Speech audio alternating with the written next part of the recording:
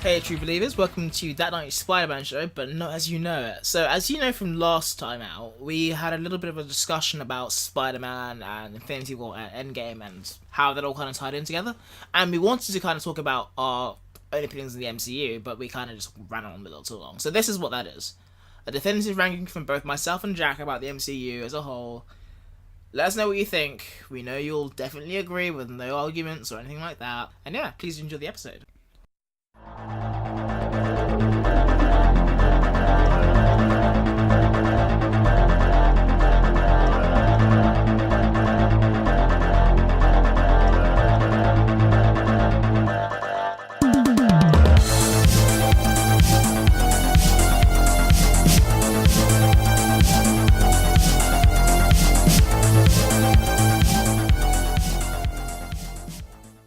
As like a little way of just summing up Endgame, like I'm not gonna say you like what you thought about it because that's like a 3-day podcast and I don't think we have the time for that. But I wanted to know where like it would rank along your like definitive list of MCU movies and what that would actually look like.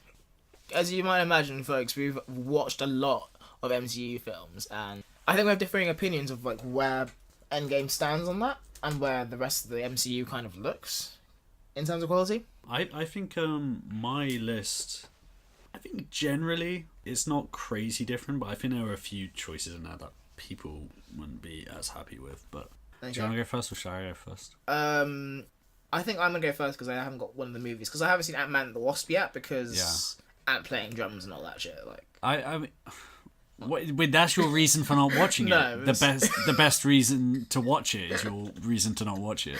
That's no, I just never got around to it. Like after like it's so like you never got around to it. Oh, you make a Spider-Man podcast, you're a fucking nerd, like, and you're still not. Like, I think this is the problem with the Ant-Man series is that you're not getting people like Henry, who's not even pushed by his like feeling of 22 movies, and I've watched 21 of them. Should I finish this last one, the only one that like actually directly ties to Endgame in a fashion, and having the whole year to do it, and he's still like, I'm alright. You know, I think that's a failing of the movie, or at least the marketing for it. Because like, there was no reason for me to watch this film. Yeah, I mean, well, Ant playing drums. And Evangeline Lilly actually suiting up and playing Wasp. Those are two things, but like, I do understand your point, but I think that the movie has to do more for me. Well, no, I mean that's not really my point. I'm not saying that it's an amazing movie or anything. I'm just like, I feel like if you're setting a point as an Ant playing drums, like, it's a cool idea and it's a cool visual, but you can't sell a movie on that. Well, I think you can. If the Ant ends like a battle of the bands, I'm down for it. If it has a little like Ant like band and goes up against this rival like Beatle band, I'd watch that film. Like, but that's just like A Bug's Life. That's not with even, like music. There's a music scene in Bug's Life. Is there? Yeah, they go to like a bug bar, don't they? And it's like music. I was thinking got fucking ears, man. Yeah, I don't know. I might be talking shit. I wanted maybe like a School of Rock thing, but with like ants. I'd be down for. Okay, well, you're fucking impossible to satisfy as a fucking customer if that's what you want. Maybe if they did that in a fucking like Disney like animation, you wouldn't rush out to see that. You specifically want to see that in a. Ant-Man, contacts. Like Paul Rudd like trying to manage like a band full of ants. The idea that you would see a trailer that had an ant playing the drums and go, that's not enough ant musicians for me. It's fucking stupid. That's what I was kind of going. I was like, yeah, that's cool, but I was like, well, to be honest, I think for however whatever things it gets right, the first Ant-Man movie clearly didn't set up enough stuff that. I think that was the point. Yeah, because I think like if that trailer for Ant-Man was played, but you really fucking cared about all the people in it, or there was like new plots to kind of explore, because I don't think their plot has anywhere to go. Well, it did. They landed with the mystery of where is Michelle Pfeiffer. That's literally the end on that mystery. So that is a plot line they set up. But that's the only one they set up. Yeah, but you could say that about like the Winter Soldier. The only plot line they set up for the next movie is let's find Bucky. What? I guess you don't need to set up 5 mystery plot lines at the end. I just mean like people would turn up to things mostly because of these movies mostly because they like the characters or whatever, and they're like I want to see more of them doing this. I like the idea of seeing these people interact in this way. I just don't think that was a huge draw. I almost didn't The only reason I saw it near when it came out is because it came out in the UK, like, for some reason, like, a month or 6 weeks after it did in the US. Oh, really? Which is quite unusual, because normally we get stuff at the same time or sometimes earlier than the US for some reason. Especially for the big blockbuster stuff. We get it, like, pretty much the same time. Yeah, but, for some reason this one was a bit later, and I wasn't that interested in seeing it because I didn't really like Ant-Man that much, but then by the time it had been a month of seeing stuff just appear online of people theorizing about how this plays into Endgame and me trying to avoid it. So by the time it actually came out, I was like, okay, let's go see it. And I liked it enough. Yeah, like, what I will say for Ant-Man, like, if you compare that to Captain Marvel, like, I felt like Captain Marvel was marketed as playing more into Endgame than Ant-Man was, which kind of felt like a palate cleanser more than anything. What? Like, for the marketing for the Ant-Man and the Wasp. Ant-Man and the Wasp, not Ant-Man. Ant-Man and the Wasp. So, like, you know how, like, Infinity War ends with, like, Captain Marvel, like, with the little pager? Yeah. And that kind of, like, showed that, like, she's gonna be a big player moving forward.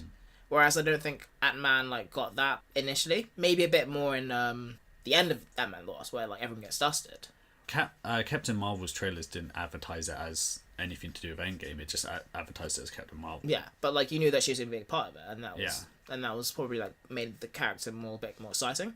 Whereas, like, Ant-Man and the Wasp just felt like, okay, there was this crazy shit happening. Yeah. But here's also Ant-Man. Yeah, I think that was part of, like, because I think that worked for them for the most part with the first Ant-Man coming immediately after Age of Ultron. Yeah. Of, like, Age of Ultron isn't the end of Phase 2. No. Ant-Man is, and we're going to end on a smaller movie. And I think for most people that kind of worked. Yeah. But I think Age of Ultron and Infinity War are just fundamentally different kinds of films as well. Yeah. I kind of get it, because Infinity War's ending was so dark, and then going back to the most family-friendly of the movies after that, it was a good palate cleanser, I think. Yeah. But I don't... Yeah, anyway, let's not talk about this too much, especially when you haven't even seen it. Yeah. I might rank it really, really high, but, like, Yeah, should I go from the bottom up? Huh? Should I go from the bottom up? Yeah, let's go from the bottom up. But Okay. one thing I'll say is, where would you guess that this would fall generally in your list? If you were to just assume from the marketing you've seen, where would you imagine Ant-Man and the Wasp would turn up? I imagine it's going to be very similar to Ant-Man, in that, like, it'll be enjoyable enough, and I'll have a good thing at cinema, but I won't think about it too much. I might catch it on, like, a video on demand, but I'm not going to, like, rush out to see it again. So, like, they have, like, a general, like, 4 tiers, I think, of, like, MCU movies in my head. Yeah. So you have, like, the big ones, the top, like, the flagship ones, which are, like, also, like, really good and really entertaining and really, like, rewatchable. And then, like, this is, like, kind of, like, not rewatchable, but just enjoyable in the moment. Just very popcorn films, I guess is the word. So what is the other 3 tiers? So the first tier is, like, the big blockbuster films, which are also enjoyable and rewatchable. Mm-hmm. And then you have, like, the rewatchable ones, which aren't as, like, resonant, but they're still fairly rewatchable, just from a fun perspective. And you have the okay ones, which are enjoyable in the moment, and not very kind rewatchable. of forgettable. Yeah. And then you have the forgettable and just not very good ones. Yeah, just the bad. Yeah. Yeah. And I'd say it's probably the third of those tiers, the forgettable but enjoyable. Okay, so let's go for your actual list, which I guess is 21 movies. 21 movies, yeah. Okay, so that's... So, at number 21, I have Thor: The Dark World. Okay, I cannot say there's enough fuck this movie. Yeah, I think that's a pretty common one as well. I think most people don't like that. Yeah. Like, I think the Endgame, like, the part of Thor: The Dark World in Endgame is the best part of the movie, which says a lot for the fucking movie. Oh, really? Yeah, like, the bit where... Oh, wait, no, you mean the For the Dark World part of Endgame is the best bit of For the Dark World? Yeah. Yeah, right, okay. Yeah. The best bit of that movie came out, like, 6 years later. They were like, okay, we get this is some bullshit, but here's, like, it in a new context. Yeah. And I thought, yeah, that says it all, really. Like, terrible villain, like, plot, non-existent. Yeah, that's number 21. At number 20, I kind of, like, debated this, because, one of these movies I hate, but, like, it has some cool bits, as a cool villain enough. But the other one is just, I don't remember the film. I've seen it, like, 5 or 6 times, and I barely remember what happens. Right. So I had at number 20 is Iron Man 2. Okay, sure. And I don't like this movie at all. Like, I feel like the final battle in, like, the park is a minute long. And, it's all just very forgettable. And it's just pretty much saying, like, getting us ready for the Avengers. It's a little, like, primer before the Avengers happens. And I just, immediately forgot I didn't enjoy it while I did it. Can we both agree, though, that Sam Rockwell's dancing is great? I like him as a villain. I just think I think he's wasted as a villain. I asked you about the dancing. I didn't ask you about the dancing is also fantastic. Okay, that's what I want to know. It's vital that we I haven't written down. Don't dodge my question, motherfucker. I don't know, man. Like, just change the subject, man. Fuck, I don't talk about his dancing. But no, yeah, I had that as number 20. At number 19, I had The Incredible Hulk with Edward Norton. I think this order of your bottom ones is actually really common. Yeah. I was like, those are the 3 most hated ones. Yeah. And I still think that, like, as movies, they're forgettable and not very good. Yeah. But they're not bad. Like, Thor: World War World is, like, objectively bad. Is you saying that, like, Incredible Hulk is the most forgettable of these? Definitely. I think it's part of it's not even Incredible Hulk's fault. It's just that the next time we see Bruce Banner, he's played by someone who had better writing and personally I think just like acted in the role better than Edward Norton. I don't think he's the right Bruce Banner. And it also just made it extra Edward Norton's Hulk extra forgettable because he gets blown in the water completely. Yeah. And I think the writing kind of suffers because, like, I don't think by that point they've kind of settled on like what the MCU is going to be about. So like, the director is decent enough, but I don't think he's like a good humor director. So it's not very funny or like there's no like the cute moments don't land as well. And like, all the ingredients are there for a good MCU film, but I don't think the right director is there. I don't think the direction is there just yet. And that's probably like what I say about it. And then number 18, I had Thor, the first Thor movie, which is again not too memorable. When did you get to the stage where are we past the bottom tier? This is like the top and the bottom tier. Okay. I think this next one I'm kind of debating on whether or not it belongs in the bottom tier or the second to bottom tier. Alright, what is it? Age of Ultron. Oh shit! Okay. I think the movie has one good scene, which is the party scene, I guess. The party scene. Yeah. It's a fantastic scene, but the rest of the movie I don't care for. Okay, what's next? Captain Marvel. And this is definitely like enjoyable but forgettable. Okay, so this is okay, we're in that next tier. Where I was like, I really like this in the moment, but I don't think I'll rush out to see it again. I'm not like the story beats make sense. I can't really criticize the film, but I can't say that this is super like a movie I'm going to talk about later did like the same kind of idea but a lot better, and the rewatchability of that is much clearer than here. Yeah. But yeah, I'd say that at number 16. Then I had Doctor Strange, which I think people are a bit harsh on. Like, it follows a lot of the Iron Man beats, but like I feel like Doctor Strange's arc is... I actually liked it the second time, like I saw it. The first time I didn't care for it, I saw it again, I was like... Yeah. Some of this actually works quite well, like, the shit-talking in the movie is great. There's some good shit-talking in that movie. Yeah. Although I will say the... I think Doctor Strange has some of the worst jokes in the entire MCU. Yeah, like they should not try to be funny. And the visual stuff, it's pretty much exception light, but they tried something a bit different. The villain again is a bit forgettable, but like Mads Mikkelsen is really good in the beginning. Yeah. They just didn't give him anything to do. Yeah, that's true. And yeah, like I enjoyed it in the moment, but I wouldn't watch it a third time, let's say. And then next up, I have Guardians of the Galaxy Volume 2. Now this is this is kind of coming to the top of the third tier. Yeah. I feel like they just did everything they did in like Guardians of the Galaxy, but just not as good. Okay, sure. I think the final scene with Yondu is unearned. Right. And I enjoyed it, but at the same time I wasn't like blown away by it as I was Guardians of the Galaxy Volume 1. Okay, sure.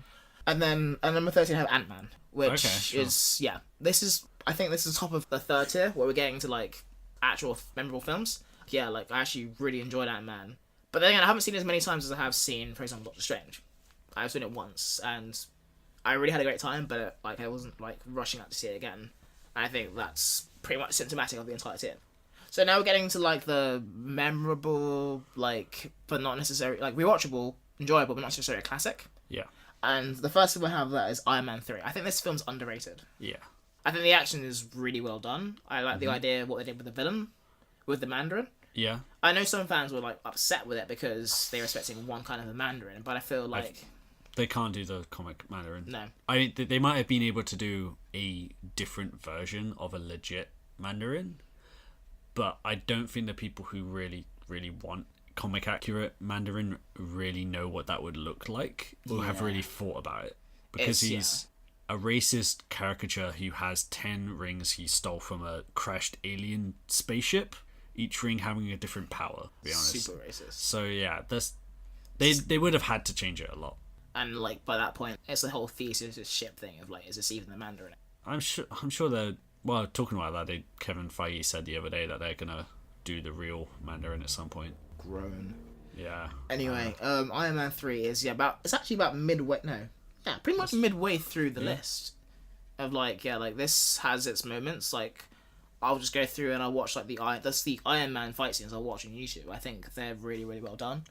And I think like kind of like explores a bit of his PTSD as well from the Avengers, which will come up. And then at number 11 I have Captain America: The First Avenger. Okay, sure.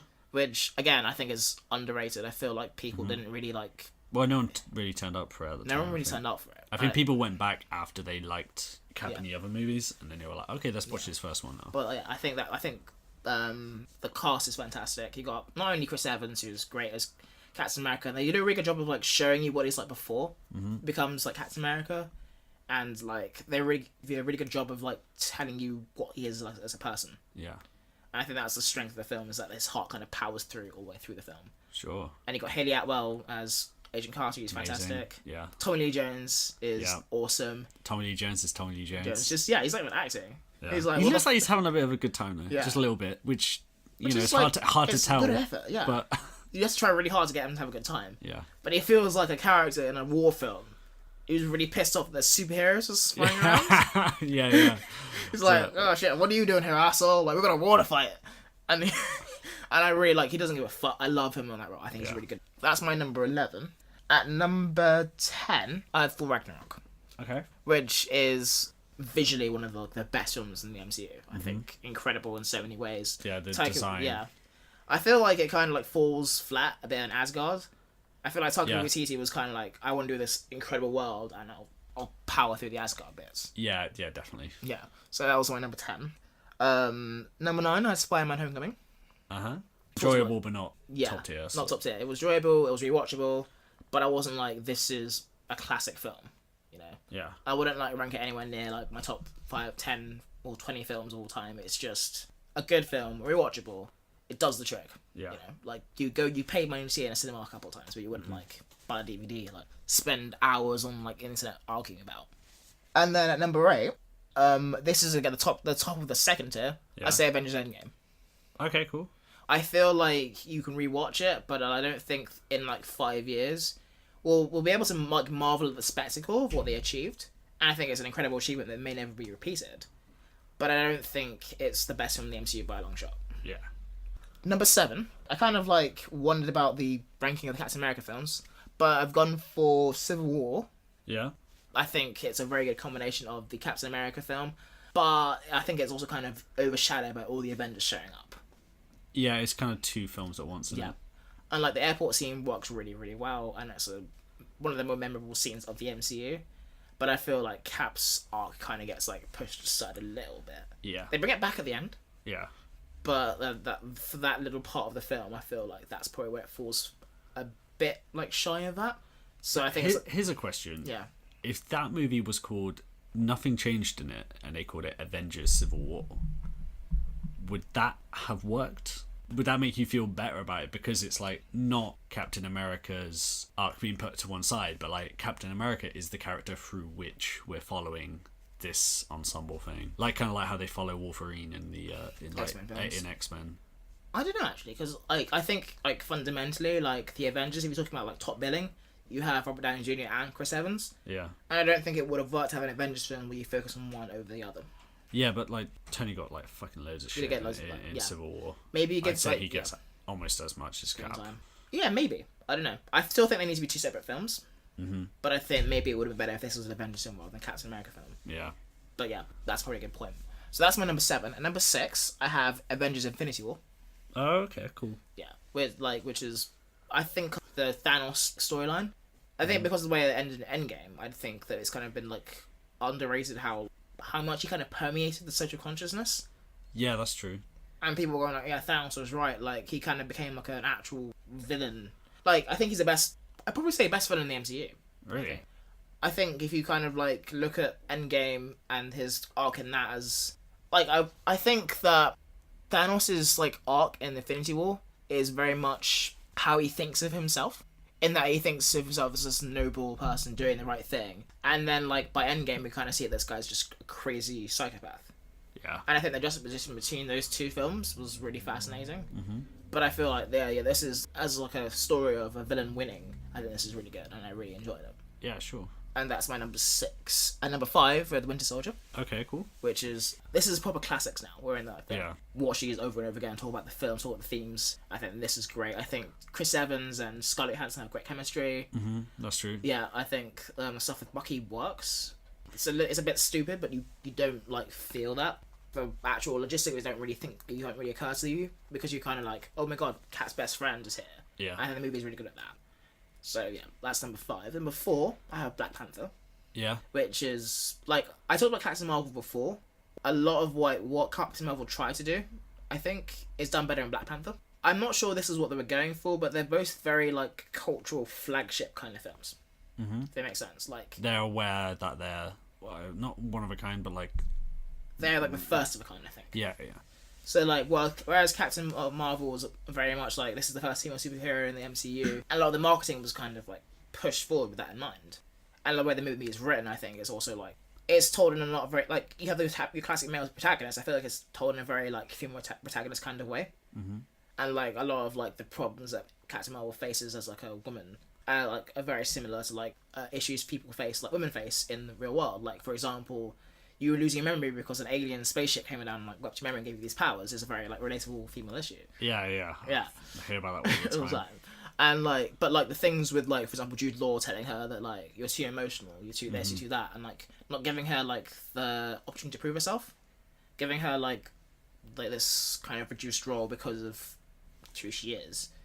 And I think that's something that lots of women are kind of related to. But to like bring it back to Black Panther, that idea was done better in Black Panther of like realizing this great world of Africa. But like it also did some interesting things with that as well, where in like if you have this big ass superpower country and all these atrocities happen during these times, and there's this whole society that could have stopped things, which is pretty much Killmonger's plan actually. Killmonger's big gripe with Wakanda is that like you guys could have helped us and you didn't. And I thought it was a really like cool way of looking at colonialism in a new angle. Mm-hmm. As well as that, the supporting cast is much stronger than Captain Marvel. The world building is better. I think the CGI falls flat a little bit, unfortunately, and that's probably why it's not higher. Yeah. Little things like that. I think Chadwick Boseman as Black Panther really grew on me.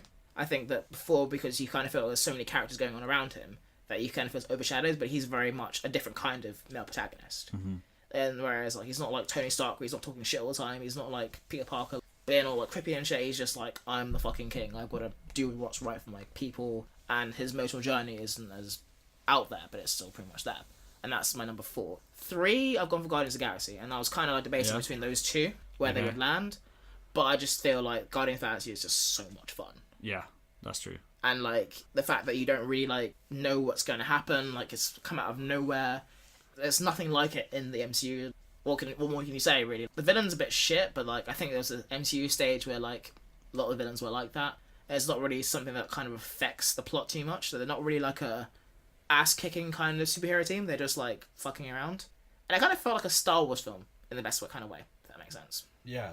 So yeah, that's my number 3. And number 2, I have the OG Iron Man, which I think if you look at what the MCU's become, this is the perfect way to start it off. I don't think if Iron Man isn't as strong as it is, that we get anything that comes after it. But I feel like first of all, Robert Downey Jr. as Iron Man is a fantastic choice, and he immediately just swallows this entire movie, makes it his own. The action's great. Terrence Howard as future Don Cheadle is well, I actually like him in this. Past Don Cheadle, right? Yeah, he's I guess he's future Don Cheadle. No, yeah, I guess Don Cheadle's future Terrence Howard, isn't he?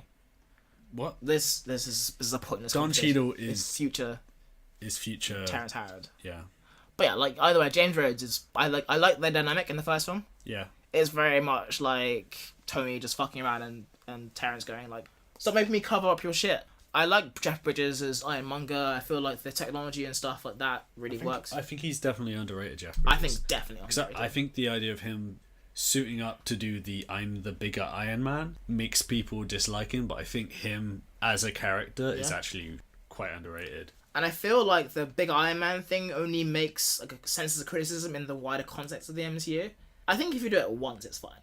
Yeah. And I think of like the bigger, like the carbon copy villains that we've had so far, I think his is the best.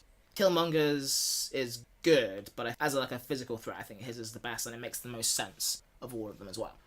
So yeah, that's my number 2, and that leaves us with number 1, which is the Avengers. And I feel like this movie, it works on so many levels, and the added context of like bringing all these characters together who no one gave a fuck about like 5 years ago, and making such a emotionally resonant and just fantastic film. I think it's a great achievement. I'm, to be honest, like looking at number 1, like I do remember having some gripes with Loki as the villain. Yeah. But I do kind of think I'm kind of torn in that, like, I know Loki's not really formidable, and like he's a very like, oh, not quite a joke villain, but he's not like a Thanos level threat. I think the movie suffers for that, but I think the action scenes, I feel the character beats, I feel all that kind of works on really well. The characters come together really well, and that's why I have it at number 1. But I'm kind of torn between that and Iron Man as number 1, but I feel like that's at the moment. That took a long fucking time, didn't it? But yeah, I thought I was on there. But yeah. Well, that's a lot of movies to talk about. You just talked about 10 years of movies. Yeah. But no, what would you say your top 22 list is? My top 22. I think you're gonna maybe be surprised. My list is, at the start, I thought maybe our list would be kind of similar, apart from a few here and there. Yeah. But as I've gone on more, I'm like, okay, yeah, there's definitely a few choice things in there that we have complete, almost polar opposite views on. Okay. Especially when it gets further on. But, like, some at the beginning. Yeah? The Incredible Hulk. You had it at bottom? Yeah, bottom. Okay, why that ahead of Thor: The Dark World? Well, number 21 is For the Dark World, so they're quite close still, but I think For the Dark World has a few moments. There's a few jokes in it that are funny. There's a few, like Thor hanging Mjolnir on like the coat hanger, and there's a few interesting things they do in the last fight where there's portals and like Mjolnir going up and down because it gets confused about where Thor has ended up and stuff like that. There's just a few little moments in there that I thought were like little sparks of something. Whereas Incredible Hulk is not... It doesn't have any of the worst moments of the MCU, I don't think, or anything. But it has none of the best moments. Yeah, it's just... I kind of like Tim Roth in it. I like Tim Roth, but I don't like his character. I think I kind of like how he's fucking like a horrible, evil Captain America up until he turns into a giant monster, and then it's boring.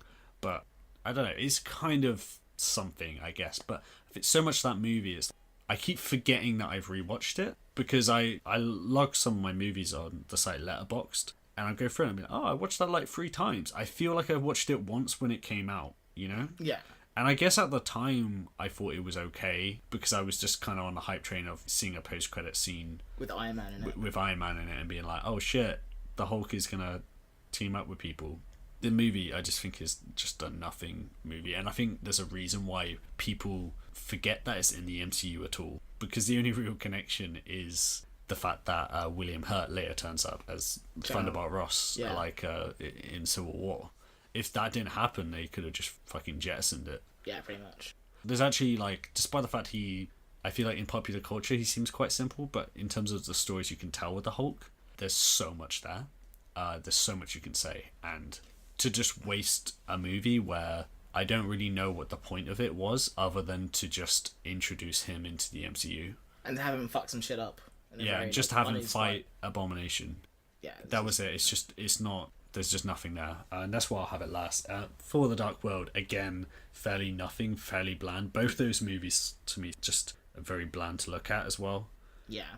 This is where I think people might start disagreeing with me. Okay. Just free in. My third one from the bottom, so number 20, is Ant-Man. Triggered. Yeah. Okay. Ant-Man, I feel the same way as those other movies. I think it's really confused in terms of the protagonist, because it seems simultaneously everyone treats Paul Rudd like he is a criminal who needs to be reformed, but at the same time the movie keeps insisting that he's an incredibly good person who never did anything wrong, and the one crime he did was to literally steal money from an evil rich man and give it to all the employees he'd fucked over. And I don't think they can have it both ways. But most of all, I think there's a lot about Ant-Man that people like that just fell flat for me. I just don't think it's very funny, and I don't like any of the characters in it. Even though I love Paul Rudd normally, didn't really like him in it. I will say that the fight near the end... We're in the kids' room. Well, there's that, but also especially there's one moment where they're fighting in a briefcase and they accidentally start playing The Cure and they start fighting, and that is an incredible moment, which is kind of why it's above those other two. But for the most part, Okay. I remember rewatching it, trying to give it another chance, and just still not liking it. Yeah. Fair enough. At number 19, Thor. I think Thor's got a few good things in it, like emotional things in it. I think it just kind of like fluffs the landing a bit. It's also, I don't know what drugs Kenneth Branagh was on, but he's seems like a pretty well skilled director. That movie, just the direction is so weird. Every single shot is a fucking Dutch angle, or just shot like in such a weird way. I don't know what's going on. It just seems quite flat. And after that, I'll have Iron Man 2. Okay. And I'd say at this point is when I start liking the movies. I remember hearing someone saying once that the MCU has a low ceiling but a very high floor for quality. Okay. I think that's obviously debatable, but I do agree definitely with the high floor, because I think that for the most part, all these movies, even when I can criticize them, they're all like fairly good, yeah. They're kind of watchable still. Like, I don't hate those bottom movies or anything. I just find them a bit boring. And Iron Man 2 is the first one that I actually do enjoy. Iron Man 2. Okay. I know it's got clear problems, but I think it's more of a case. Iron Man 2 is kind of inconsequential. It feels like just a Iron Man comic in between the long arcs he's got going on. It's just like a filler thing. It's just like Iron Man doing some stuff. Here's War Machine. You know, and it's just, I think it kind of doesn't really mean much. The themes kind of go nowhere, but it's just kind of watchable and fine. I think it's actually surprisingly watchable considering the fact that it kind of fails in a lot of ways. And I think people kind of forget that, because people really, really shit on Iron Man 2. And I think it's I think it's a little bit of a Spider-Man 3 situation where people go a little bit over the top. Mm-hmm. But I understand it's not that good, but I don't know, it's just enjoyable. Apart from the bit where Elon Musk turns up. Yeah, that's like a... Or whatever the fuck Mickey Rourke was doing. What the fuck was Mickey Rourke doing in that entire film? Like... Yeah, I don't know. But again, it's like there's nothing about that movie that makes me annoyed or anything. It's fine. Yeah. Okay. Then after that, this is where things get actually, I think, even better from this point. Then I put Ant-Man and the Wasp. Okay. I think Ant-Man and the Wasp for me was just Ant-Man but better. Okay. There's it's just an enjoyable watch, and there's lots of just nice additions to it. I did actually care a lot about his daughter in this movie. Thought she was, that little actress is like amazing in it. Mm-hmm. And it's that Iron Man 2 thing. It just feels like filler hijinks, but it's kind of fun.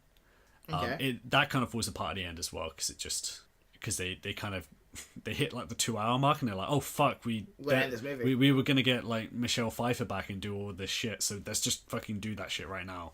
And they just kind of rush through it, and it just sort of ends. Mm-hmm. Then after that, I got Captain Marvel. Yeah. Okay. I liked Captain Marvel quite a lot when I saw it, but over time, I still think that movie should have just come out after Endgame, because I think they wrote themselves into this weird corner for no reason. Like with the whole like end of credit scene with the Infinity War. Yeah, well, I mean it was a cool setup and everything. But then you had the hype of going like, what's Captain Marvel going to do? And she doesn't really do anything.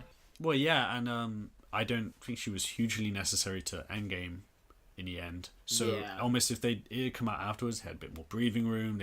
They could have done whatever they wanted with the plot instead of having to come up with a reason why she would be away and all this stuff. Mm-hmm. It is good. There's a lot to like in it. I just think there's a few... It just flubs it in certain bits. I feel like we feel kind of similar about this movie. Yeah, but again, it's still in this sort of portion of it where they're still kind of like fun, and it's still this is like the third tier, isn't it? Yeah. And there's definitely some there's emotional moments in this that have got me like way more than any of the not any, but a lot of the other MCU movies don't have a scene where characters can just be characters and talk about their issues, and Captain Marvel actually does that a little bit. There's a certain scene with her friend, I think Monica Rambeau, or was it Maria? I can't remember which is which. I know what we're talking about. I don't know the character's name. But the mother, yeah. There's a scene between those two that I thought was really emotional, and I thought was really good. But I don't know. It just falls apart the more I think about it. Mm-hmm. After that, at number 15 is Doctor Strange. I originally had this way lower. It was actually in like bottom 3 or something, but really? I rewatched it like a month or two back, and I came around to it a lot. I think there's certain things that I have like niggles with, but it's quite script-wise and structure-wise and character-wise, it's very focused, and I appreciate that. It's very much about Stephen Strange, and the themes and the plot lead back into his feelings and how he changes as a character. And yeah, it's all related rather than just plot stuff happening to a character, which too often movies can be. And I think like the final fight in that movie is like unique in a way. And also I tell you what, I think the action and the visuals in this actually, some of it is interesting, but for the most part I think it's not that great. So like that last fight, I really like it in concept. I don't think it like looks very good, but like the idea was there. Yeah, and I like the idea that it's about the reversal of destruction, which is very different for destruction. Yeah, which fits for a character who literally has like a breakdown over like having to kill one person, whereas most of these heroes kind of breeze by killing multiple people because the story just doesn't stop for it because they can't really. After that, I got number 14 is Iron Man 3. Okay.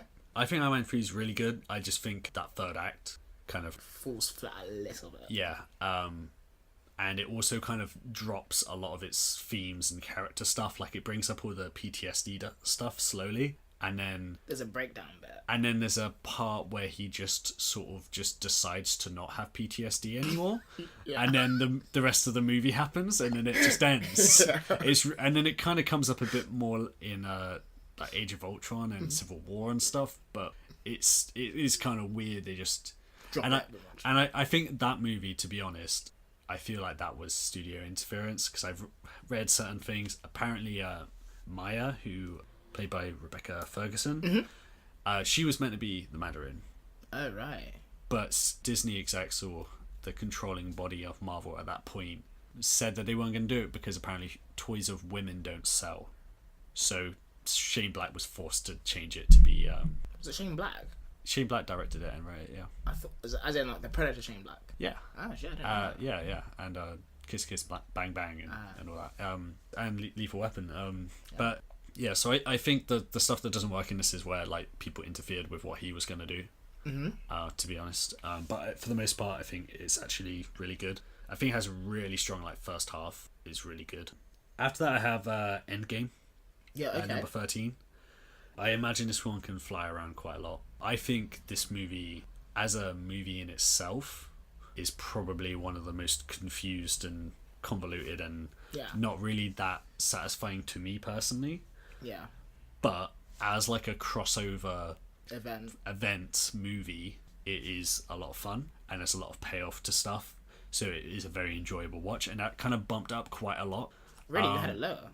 No. I mean, if it didn't have those moments, it would have been lower. But I don't know. This could move either way. I've seen it twice now, but I don't know. My feelings could change over time. At number 12 is Spider-Man: Homecoming.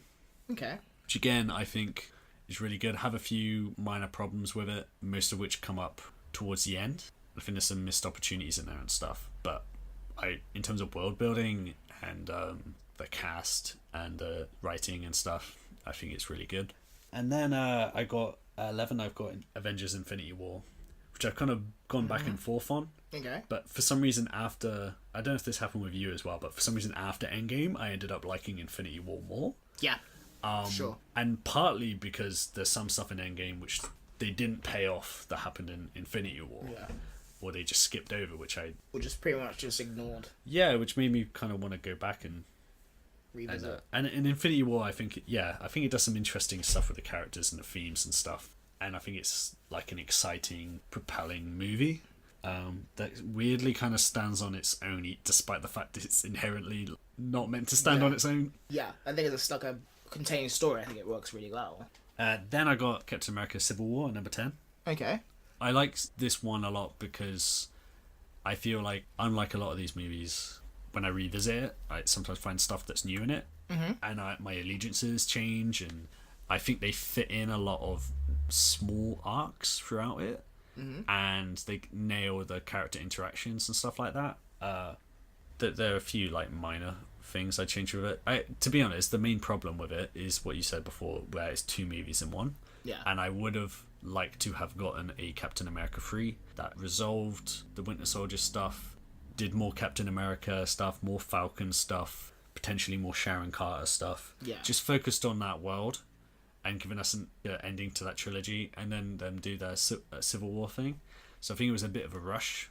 Yeah, I agree. Yeah. To put them in one. Although, considering that they mushed two movies together, it works really well. I could ask them, why is it like number 10 then? Why have you put it higher, would you say?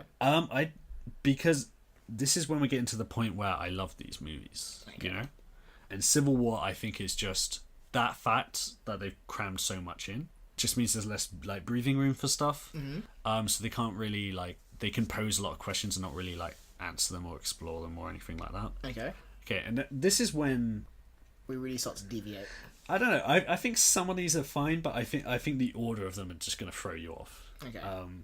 Number 9, I've got Age of Ultron. Okay. I really like Age of Ultron. I think that there are a few things that feel forced in terms of the world building, and I think that last battle is not particularly imaginative and goes on for fucking way too long. Yeah. But it still culminates in this weird scene of Vision talking to Ultron about the value of human life, and I don't know, there's some real high points in it. I also think there's when you dig in terms of character arcs and themes that are running through that movie, there's quite a lot going on, and I think almost that Joss Whedon fits so much into it that when he also had to do the cinematic universe world building on top of all of that, it just became too complicated. And I think there's a few changes you could do that would make it work a lot better. Okay. But over time, I've just come to love this movie more. Okay. And I think it's one of the movies which has more to say in terms of its themes and what it's saying about the Avengers and all this stuff. And I appreciate it for that. I feel like the stuff you say about I thought that kind of comes into play more in Civil War off the back of Age of Ultron. Like what stuff? For example, that first scene where I think maybe Alfre Woodard in the lift with Tony Stark. I feel that kind of stuff where they're going what the fuck Avengers. I feel that's better explored in Civil War than it is in Age of Ultron. I don't think it's really that explored in Civil War. I think that's kind of they bring that up as the start of the conflict, and then that conflict then becomes personal. Whereas I think Avengers is actually about legacy and but then there's stuff I've read about. There's stuff about religion in there. There's about family, and there's a lot to find in it. I think. Okay. I think it's I think it would have been a movie that would be better than Avengers, but then there's something in that production. I know that Joss Whedon wasn't really happy making it, and I think there was a lot of pressure from the studio. A lot of compromises, I think, as well. Yeah, and I think it ended up feeling very bloated, and there's some really good stuff in there that I think gets forgotten by the time you get to the credits because you're kind of exhausted. But I think there's some really good stuff in there. And after that, I got Captain America: First Avenger.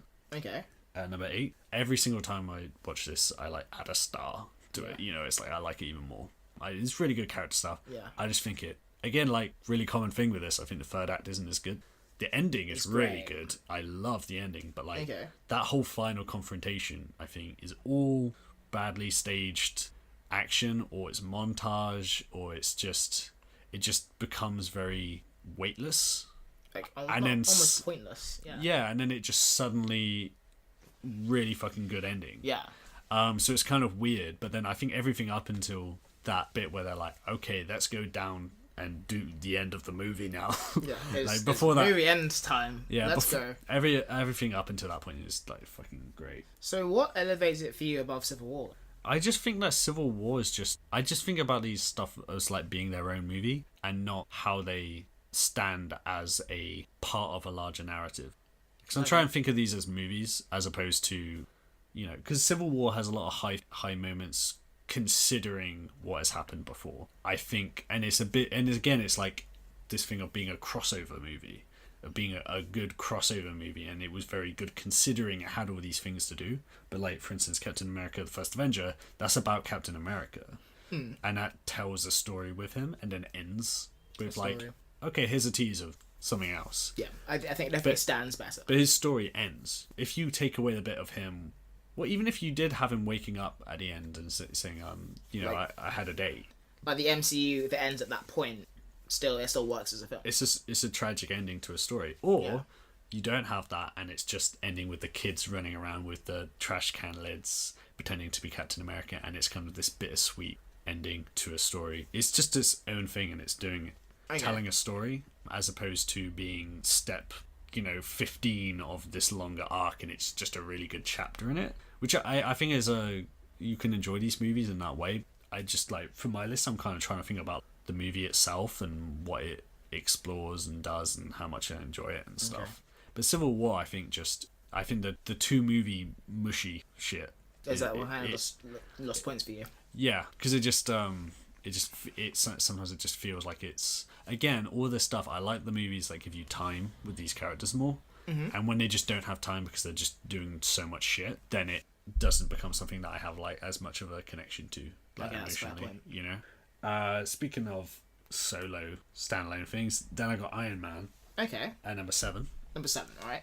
Great movie. I think I wish that the series went on to explore the whole military industrial complex stuff more, because I think this touches on it in an interesting way. And it's kind of explored a little bit in Iron Man 2, but they don't really go anywhere. Well, they also almost go backwards with it, because I feel, but I mean, to be honest, a lot of this comes from the fact that the Pentagon's literally funding these movies, so they can't actually get too critical.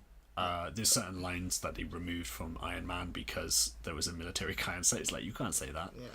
But I think there's some really good, just emotional stuff in here. And I as just a character focused thing, I think it's really good. I think Robert Downey Jr. does some really great stuff in here. And then at 6 I got Thor Ragnarok.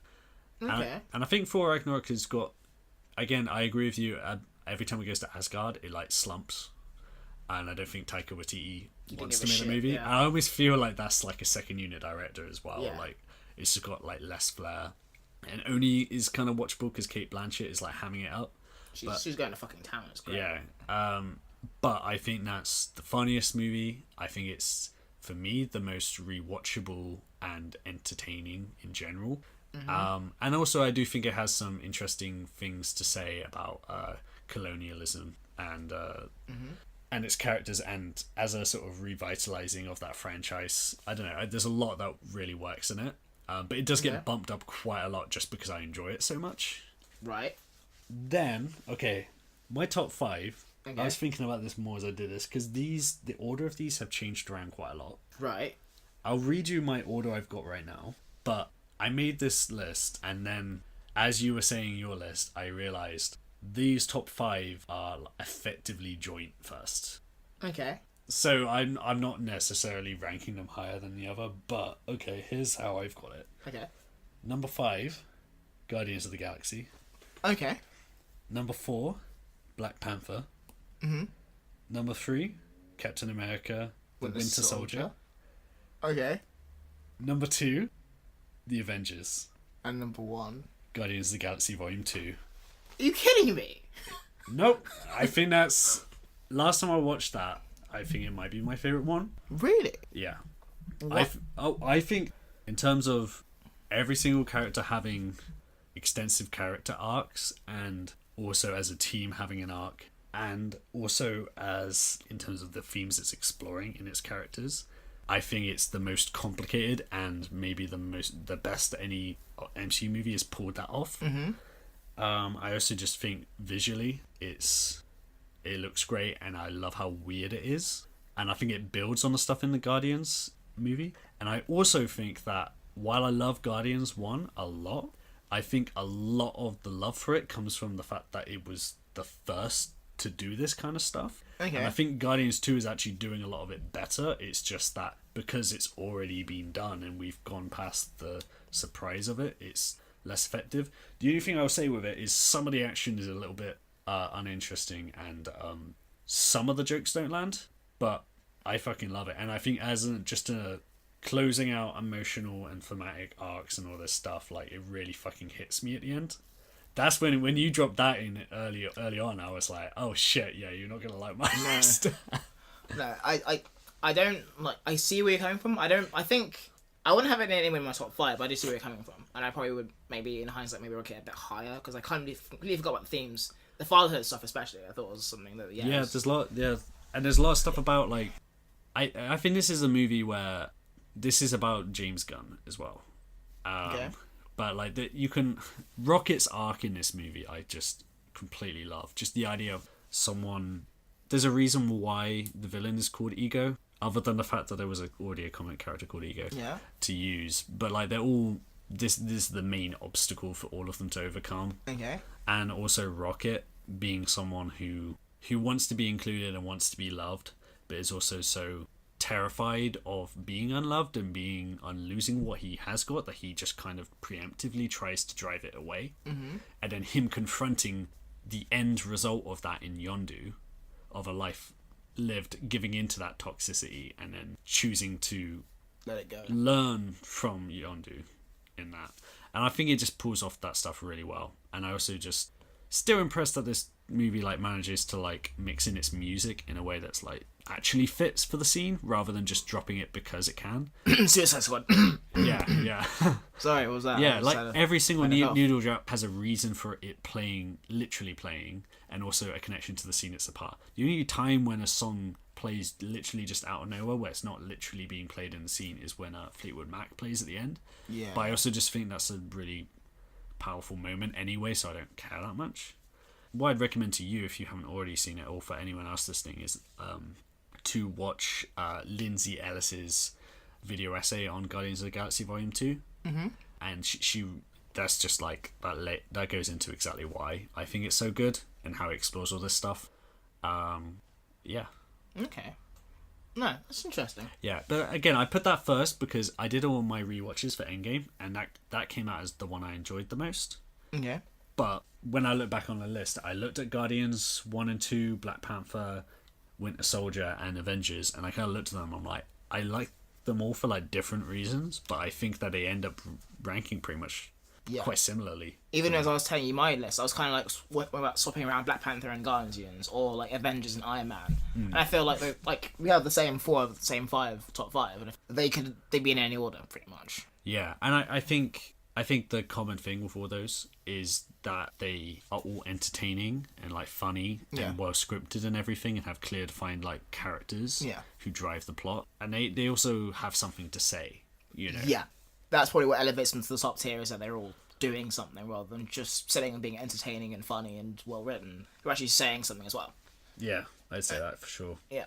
Okay, that's fair enough. But no, like, that was our definitive list of the MCU.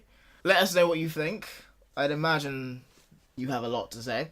Well, I imagine people like your list more than mine, I think. I don't know if that's a good thing. Oh, right. Like, I don't know. I feel like the way you I think there's two ways of looking at it.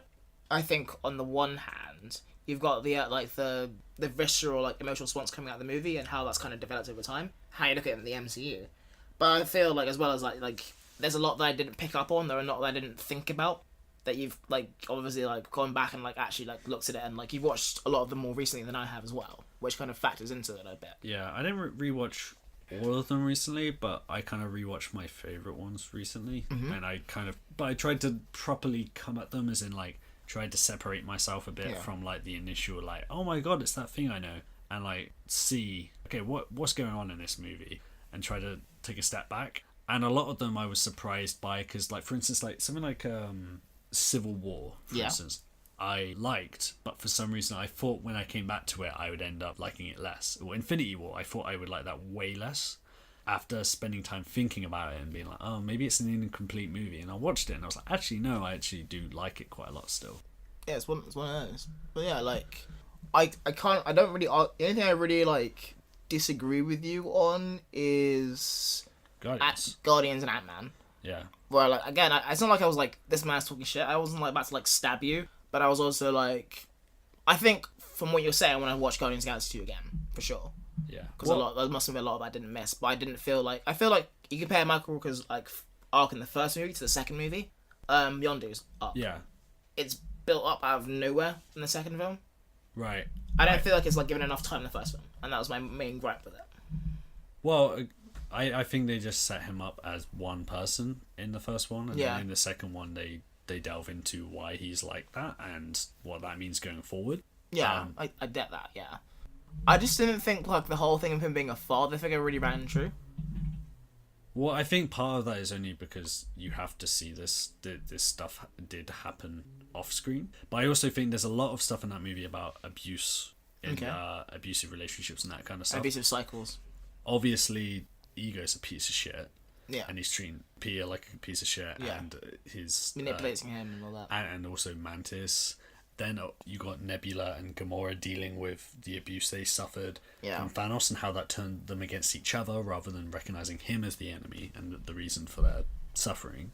And Yondu was abused as a child, and Rocket was abused as a child. Yeah, exactly, and that's how him and Yondu kind of coming from that. But then also like Yondu treated Peter like shit, and Peter Quill like keeps saying that, you know, and Yondu keeps saying that in Volume 2 as well. He puts up this front of like, yeah, I'm a piece of shit. Yeah, fuck, I don't give a shit about Peter Quill the whole time, and then eventually he just kind of break. Yeah. And it is this thing of like, he's not... I really appreciate in that movie that they don't completely redeem him. They redeem him in a sense, but it's like they recognize that he still did bad things and that he came from badness and he was complicated. Yeah. And it wasn't as easy as, oh, he was secretly good the whole time, or he was better than you thought he was. Yeah. The first time I saw it, I thought Chris Pratt's like reaction to him seemed a bit out of nowhere, because I felt like, well, he's only experienced him as a bad dad, so why would he care? But then on rewatching it, I was thinking more like, well, he still was his father figure. He didn't have a father figure until him, and then he was his father figure. So it's even when you have like an abusive parent or a complicated relationship with a father or a mother or something, it doesn't mean that you don't care or that it doesn't mean anything to you when they're gone. Yeah. Okay, like, yeah. I get that, actually. I guess my kind of, like, difference from you is, like, probably based more on what happened in Guardians 1 compared to Guardians 2, rather than, like, taking Guardians 2 as a separate thing. Right. I think that's probably, like, the main difference with our list, is that, like, I've kind of looked at them in the whole MCU, we've taken, like, every movie as its own movie. I think that's a lot where, like, we differ. Well, I don't think there's anything in Guardians that, like, negates Guardians 2, though. I don't think it negates it, but I feel like the Michael Rooker stuff is not as... You couldn't see what was going to happen in the first movie. If that makes sense? Yeah, but I also think that you could say that about a lot of stuff in this series. About, like... Because not all this stuff is necessarily planned. Okay. Also, Yondu's role in the first one was way more just of an obstacle and an antagonist. Yeah, like, you know? it doesn't play like he could be a father figure. Yeah, he's just kind of like this kind of chaotic part of it. Yeah, and that's why I think it was interesting to go into it in the second one. Okay. There's a recontextualization of it. Okay. Because, yeah, like, I saw that movie once, and I loved it when I came out of it. Yeah. But I just thought the funeral scene was unearned, and that was my big thing. Yeah, that would affect you, because I feel like when this stuff doesn't land for you, and you feel like it's meant to, that's actually like it really affects it. Yeah, because that Guardians Volume 2, the ending, upset me the first time, but the second time and the third time I saw it, like, fucking floored me. You know, for instance, like Endgame, the last dance affected me. Almost nothing else did. You know, like Tony's death and Tony's funeral. A little bit. I didn't get upset like at all by it. What about this bit with his daughter? Like, little, like... Yeah, that did. Yeah. Okay, the cheeseburgers bit. But that's why it isn't like, it can almost turn you against something a bit when you know something is meant to be this big emotional moment and you don't feel anything. It. Yeah, and you feel like you've missed the point of the film. Yeah, and if it happens right at the end as well, it can leave a bit of a sour note. But I recommend, again, like, listen to that Lindsay Ellis video essay is written in the context of having recently lost her father. And she talks a bit about that stuff, but then also just as a good critic, she delves into like themes and stuff like that. And yeah, there's a lot going on in there. Again, I still think there's flaws in it. I don't think any of these movies are perfect. Winter Soldier's pretty close. Yeah, I think again, third act Winter Soldier, I think it kind of goes on too long and kind of like loses sight of its. I think it loses a little bit of momentum. I think if it ends like 10 minutes before that it does, I think, yeah, perfect. And also it being a movie about like how S.H.I.E.L.D. was compromised and S.H.I.E.L.D. wasn't, and how the world is more complicated now, and that's something they have to face up to. Mm-hmm. To then to turn into all the people that are shooting at us are bad guys and let's go fight them and blow up the thing. and then it's all done and Hydra's done and everything's fine now isn't necessarily the best way to like continue that thematically. Yeah. But obviously, like as a there's not enough reckoning, I don't think. But it's also I don't know. I kind of understand why they did it, and it doesn't detract from it too much. I think like having had this list, I want to go back and like just take a week and just rewrite my list almost. Yeah. Right? Like, Yeah, that's what I mean. My list has changed quite a lot over the years. I think it's kind of settled into this now because I do think after Endgame, I don't really want to like rewatch these movies for like Really? a while. Yeah, I kind of want to step outside of it because I I feel just like I need a break from the MCU. For well, because I rewatched all of them for Infinity War, oh, and then rewatched a few for Endgame. and then I rewatched like maybe like 6 of them or something like that. Like I rewatched some of the important ones or just my favorite ones before Endgame, and I do feel a bit of an exhaustion with it. I think that's pretty common actually. Like I feel like a similar thing. Like not even having watched them a lot of the times. Yeah. It's just that like this feels like a natural just endpoint for the MCU, and you can kind of like. Still gonna see Spider-Man for Yeah. the opening night though. Yeah, obviously. Yeah. It's a Spider-Man podcast, so I mean, I would have liked to have stuck with my principle of like I'm kind of done with the MCU for now, but then it's like it just so it had to be Spider-Man. So I'm like, fuck. God damn it! Like the one movie that we couldn't fucking. They're saying that I must have been really broken back in like what was it like 2014 or whatever when The Amazing Spider-Man 2. yeah, the second one, yeah, that when that came out, because I think I saw that like 3 weeks after it came out. Fuck. And it was like my friend was like, "Oh, do you want to go? Have you not seen this? I thought you really liked Spider-Man." I was like, it like kind of I just lost so much interest. And Sony had already released like fucking half the movie online. The first 10 minutes is online. Yeah, right now. but Oh god. Like what I will say for that movie is like it's got a really good costume. That's literally all I'll say about it.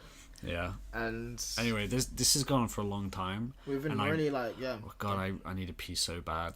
Yeah, Jack's got a pee, folks, so you wanna have to just take it as it is. But yeah, like this is something we want to do a bit more of, just like as well as like we're doing our whole like Spider podcast bullshit. Let's talk about Spider-Man in different contexts because he's such a ubiquitous character. Ubiquitous? Yeah, ubiquitous character in the MCU in the superhero lore. Yeah. And yeah, well, like- yeah, we can talk about his other movies at some point. Yeah. And we won't be doing this ranking thing every single time. I Hell swear. no, this is the only So time. sorry, everyone. This took so much longer than I thought it would. Yeah, that's just we'll never ever speak about the MCU ever again. Yeah, ever again. It's over. Just like, what's the MCU? I don't know, Jack. What is the MCU? The MCU is dead. It's dead as Tony Stark is, as Uncle Ben is, even. Yeah, as dead as everyone in Peter Parker's life. Exactly, folks. So yeah, if you want to like open up this can of worms again and talk about more about the MCU, please drop us an email, follow us on Twitter. You know where to do that by now, I'm hoping. And if not, yeah, we'll catch you next time for a bit more of the animated series, folks. That's all from us at the Spider-Man Show. Thanks for tuning in. Go about your lives now.